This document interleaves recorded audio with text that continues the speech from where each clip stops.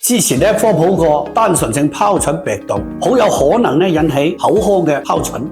其實咧絲襪花園都會生疱疹嘅，叫做生殖器疱疹啦。一旦感染咗生殖器疱疹咧，呢個討厭嘅病毒會跟你成世嘅。抵抗力低嘅時候咧，佢就復發。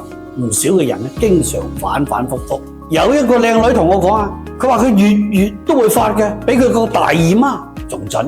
所以咧，揸緊收藏好呢個視頻，直接抄作業啊！復發嚴重或者係頻繁，每一年大於6次嘅病人咧，就一定要進行抑制性嘅治療啦。呢一個方案咧，亦都係得到咗美國 CDC 嘅推薦。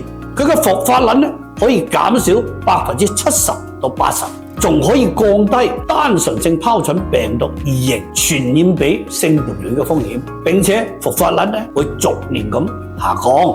用藥咧每年要評估一次，睇睇能唔能夠停藥。呢個用藥方案咧自己截屏咯，3個方案選1個就掂噶啦。對於大多數嘅復發性嘅患者咧，我哋首選嘅係範式諾維，一次500毫克，一日1次。但係對於嗰啲每一年都會復發10次以上嘅病人咧，我哋就會用範式諾維咧，一次要食1000毫克，一日食1次。